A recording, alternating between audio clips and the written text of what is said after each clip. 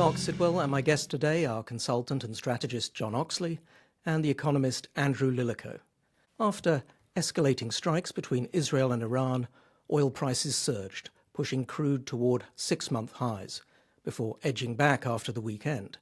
But as the war continues, and with energy costs already on the rise, the ripple effects of further price rises could be felt far beyond the petrol station. As central banks struggle to contain inflation stoked by President Trump's tariffs, a spike in oil risks upsetting the fragile balance between price stability and growth. Andrew, do you think there's any risk of the kind of sharp rises in energy prices we saw after Russia's invasion of Ukraine? What are the danger signs we should be looking for? As things stand, it doesn't seem that likely. So market movements have only taken prices up from around $60 a barrel on West Texas Intermediate at the end of May up to 70, 75 now, Brent crude just under 70. So it's at the moment the market movements are fairly mooted. There is some discussion that if things were to widen out, then perhaps you could go to 100 or 130 of the kind of numbers that we saw back in 2008. But I think that would require quite a considerable escalation at this stage, and that doesn't seem to be on the cards. And as you look at what's playing out between Israel and Iran, obviously we have to some extent wait and see, but it does seem, at least to some commentators, that Israel is perhaps hoping not just to erode Iran's nuclear capability, but also perhaps to even push for some kind of regime change, which suggests perhaps a sort of wider conflict, or certainly one that goes on for some time. How do you feel about those risks, Andrew? Well, there's some extension of their decapitation strategy, which they used very successfully with Hezbollah last year. And of course, that was part of the reason that you ended up with some escalation versus Iran with the ballistic missile attack last October. That was directly in response to one of the Iranian senior ministers getting killed in those Hezbollah attacks. But it's difficult to say. People talk a good game on how much things change if you get rid of the leadership of these countries. They go quite deep, and so I think that it very much remains to be proven whether there's enough of a solid Iranian opposition to lead to any significant change. If there were to be regime change in Iran, it's not obvious that would cause major economic ructions either. I mean, it depends how smooth or non-smooth it was. Of course, it's been the case in some other countries where regime change wasn't nearly so smooth. So in the case of Iraq, of course, there was extended problems. In the case of Syria, things carried on for quite a long time, very awkward. And then suddenly, when the regime did change, things have been reasonably smooth since then. So it's very difficult to say, I think, at this stage. I think it's far too early. John, what's your take? Do you think this is a turning point for the region? And what do you think the implications are for the UK? In terms of a turning point, I think this very much has the potential to be so, particularly if the regime change point you're alluding to goes forward, but also in terms of the way alliances in the Middle East sit. We've seen for a long time this trend towards normalization between some of the other powers and Israel, the Abraham Accords, of course, and this really seems to be driving a wedge between even the sort of pretense that these countries are allied with Iran over Israel. I think in terms of Britain, what we are seeing is the potential for some exposure to military interaction, although that seems limited so far. The missions we've seen so far, which is supporting the United States and Israel in terms of intercepting missiles and drones, I think it is very unlikely that there will be a major deployment of British troops in the region. But if there is significant instability in Iran, that obviously plays into a lot of British interests in the region, along with our allies' interests. And if there's a major economic impact, we've already seen the risk of inflation to governments and to the prices we pay in the supermarket. If that wages again, then it's going to make life very difficult for the Labour government, because if prices are rising, you're becoming unpopular, but also there's limited things you can do to try and correct that aren't going to cause issues elsewhere in the economy. And do you think, John, is this going to change the conversation on energy security? If people see, concerns about what Iran might do in the Straits of Hormuz, or concern about oil prices, gas prices rising, does that sort of push the argument for more drilling in the North Sea, perhaps, or other forms of more homegrown energy? I think it certainly accelerates the conversations that we're already having, and it ties in quite nicely with some of the defence and security noise sort of news this morning, where you've got the new chief of MI6 being announced, but also plans from the Labour government to broaden the definitions of what they see as national security issues, including looking more at infrastructure and economic stability. So if there is interruptions to shipping, if there are major spikes in gas, it reignites all those conversations we've had so far about where our energy security is coming from and how we're paying for it in the future. Chancellor Rachel Reeves is pushing ahead with a £113 billion decade-long infrastructure plan aimed at reviving growth in Labour's heartlands, even as she faces mounting criticism over welfare cuts and fuzzy fiscal maths. With backbench pressure building and warnings from the IFS, can Labour hold the line on cuts while selling the promise of long-term prosperity? Andrew, I suppose we should welcome investment in infrastructure. Britain has a lot of crumbling infrastructure, but what's your take on these numbers from Rachel Reeves? It's just more proof that Labour knows how to spend money, but not necessarily how to save it and bring the fiscal mess under control? I think it's. I think that these are the kind of numbers where people put a lot of things over a long time period together in order to create a large number that seems much more impressive than it really is. The figures here aren't any significant departure from the kinds of infrastructure spending that there have been in the past, and it also very much remains to be seen how much of these are going to actually be delivered, because we saw, for example, in the case of HS2 that it's not enough just to have things approved. You have to get all the kind of local authority permissions for the planning to pass for infrastructure projects and so on. So although they've made some changes on that, I still remain to be convinced that they'll actually put it through. The bigger story here is that the Labour doesn't really have a plan for how to make its numbers add up over the medium term. The level of the total spending is something like 45% of GDP. The most that the UK economy has generated on any sustainable basis over time in tax is about 38% of GDP. For a year or two, you can get it to 40, but we haven't been able to keep it there for any length of time. And so we're very long way with 2% inflation and 1% growth from being able to control the level of debt in the economy. The level of debt in the economy is likely to escalate. We're already over 100% debt to GDP. And Labour there doesn't seem to be any politically available answer. Labour has absolutely no appetite to cut spending, even the symbolic spending cuts to distract attention from the overall number going up, like the winter fuel payment, have been U-turned upon. I don't think there's any real credibility that they will execute the cuts in departmental spending. There are 8 departments where they're scheduled to cut day-to-day spending over the next 3 years, not very likely to be achieved.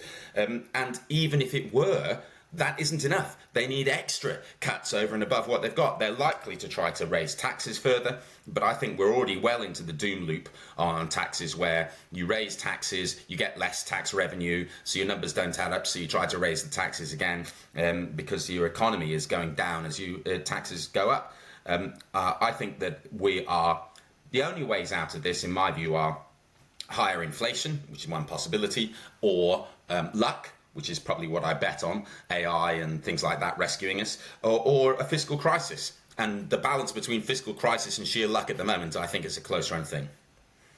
Well, Andrew, what about growth, which has obviously been one of the things that Labour has been talking up, at least before they were elected, and to some extent still, they're talking about planning reform and so on. They're committing to things like expanding Heathrow.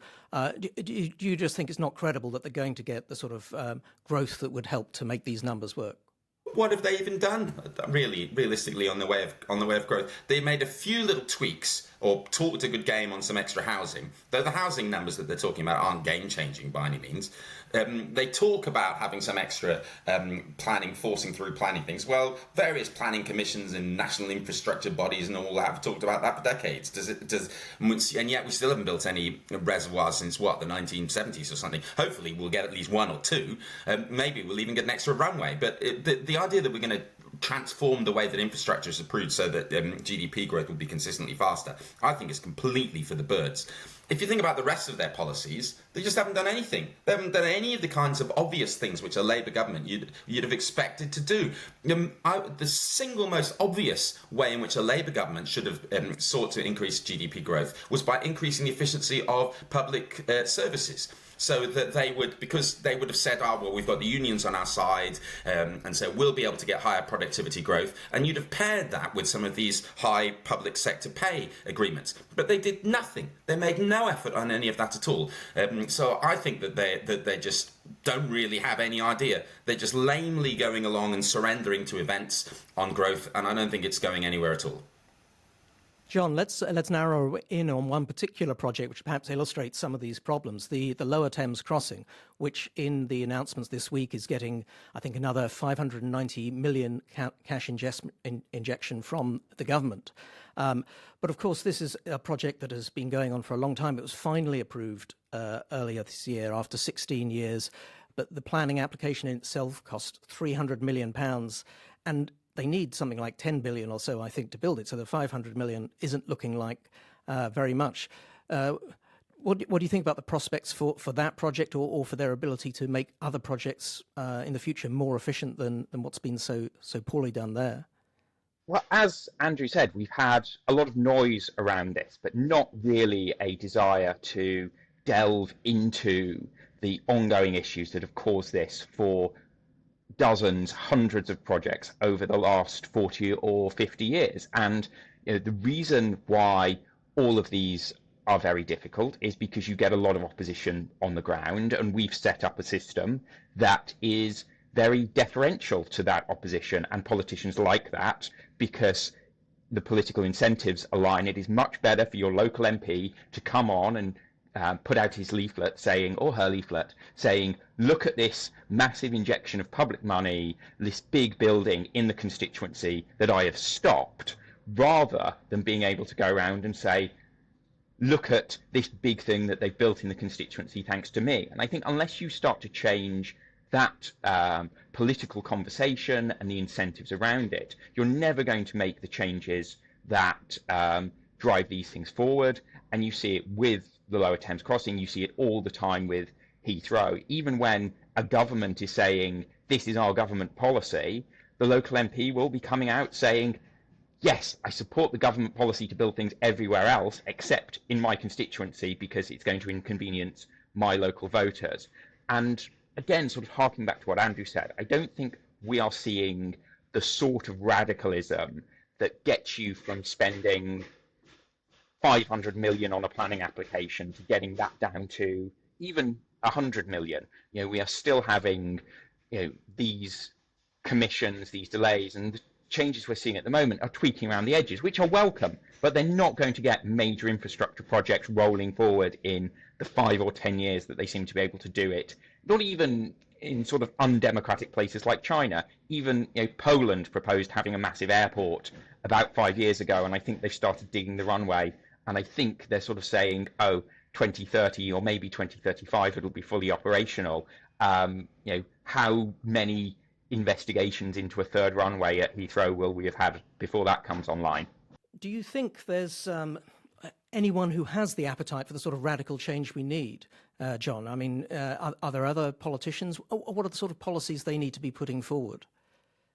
I think what we need to do is look at how we radically change our approach from this veto system where there was a very narrow route to getting stuff built, and that applies to, major infrastructure is a lot harder because it is bigger and it requires more money and it requires more disruption. But even on smaller things, this idea that if you're opening a data center somewhere, there's such a narrow path of so much objection. Whereas I think some of the ideas are floating around, and you see this sort of online, younger commentators. We've got Looking for Growth going. We've seen the conservative YIMBY group launch recently. There's Labour and Lib Dem equivalents. But looking at ideas like a zoning system where you say, if you're in this zone and you want to build a thing and it meets these broad rules, then you don't have to ask any further permission. Looking at that sort of thing, looking at how we reduce the number of commissions and the time for consultancies is also important. And as well, looking at the Aarhus Convention, which limits the cost exposure if you are applying to stop in infrastructure projects, and you lose, the costs you're exposed to are very low, which means there's a massive incentive to cause all sorts of delays, with the government or whoever's proposing it spending millions of pounds in legal fees that they're never going to recover, which, there is all these things that get blocked, but there's also the incentive system again there, that if you're looking at building something in Britain versus building it in another country, are you going to look at when your team come back and say, we can build it there, but before we even know if we're allowed to build it, we're going to have to spend millions on a planning policy, and it's going to take 15 years. It's not very encouraging. Another example that very near me is the Stratford Sphere, where they were going to build this big concert venue. In the time it took them to build the one they proposed in Las Vegas, they only got as far as getting a planning rejection in Britain, which is just outrageous. Andrew, before we move on to our final topic, there are lots of suggestions there on things that could be done, policies that might help. Do you see any optimism there on things that might actually be brought forward, or do you just think there's no political appetite for these sorts of things to happen? Changing things a little bit on infrastructure will tweak things around the edge of growth, and it might be that there is some changing appetite on that. I think it's possible, but it's not really the game-changing areas for increasing the economy's growth.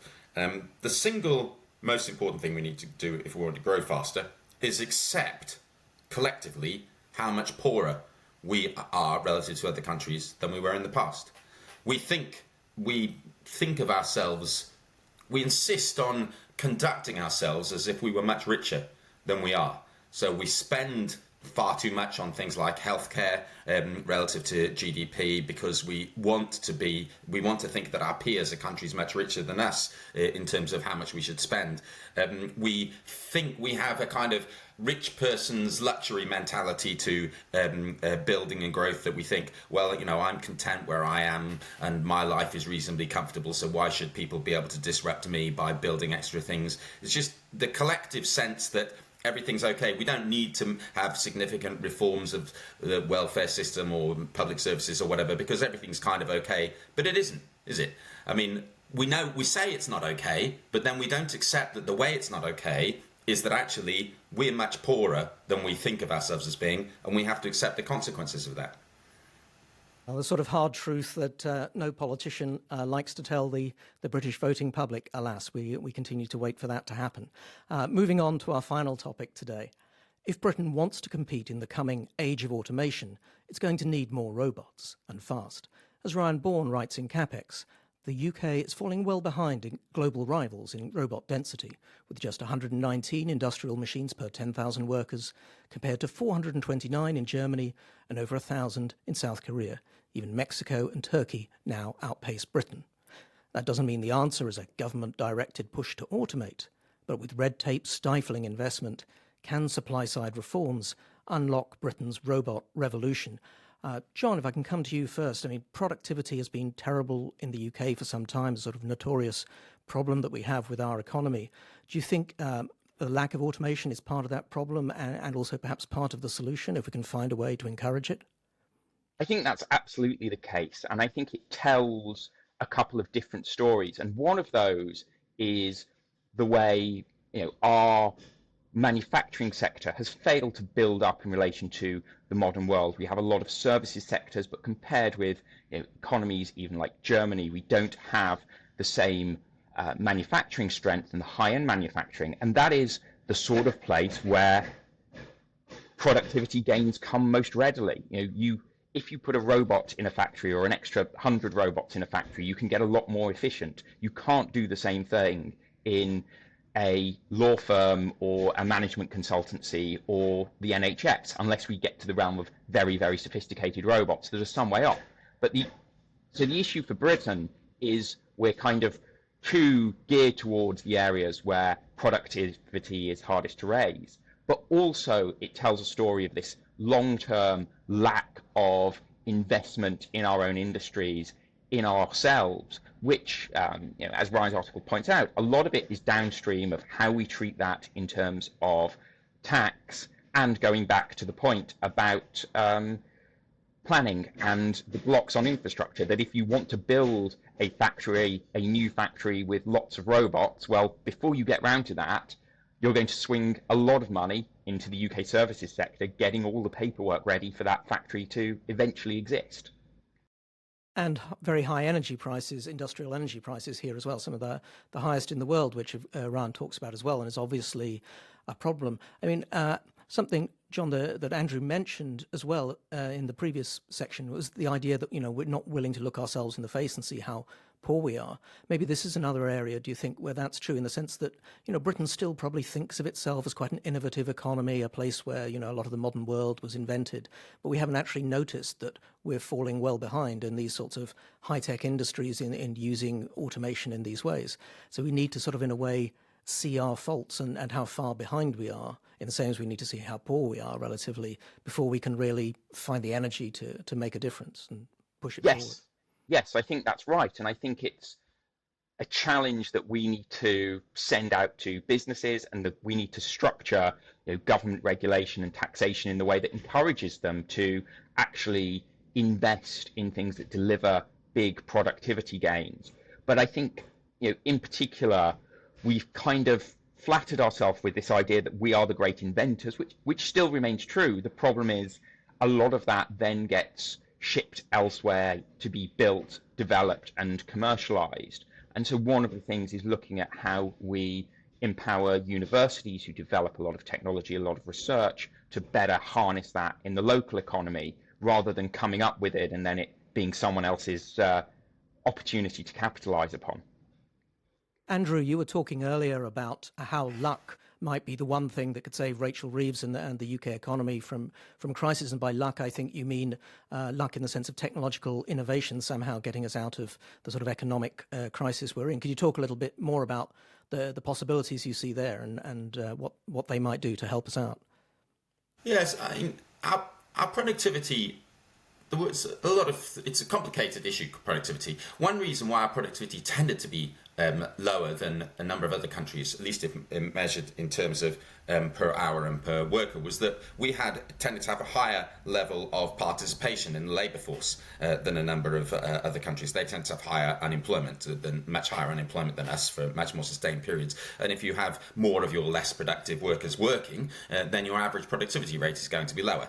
That's not necessarily a bad thing. It's also the case that we've had quite a lot more immigration than some other countries that we think of as peers, and when a lot of immigration makes fairly high availability of labour.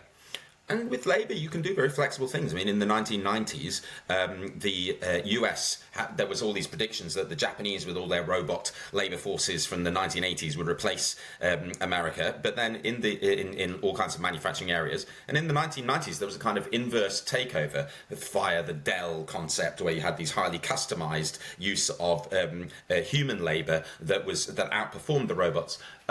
So you can do things with that for quite a long time.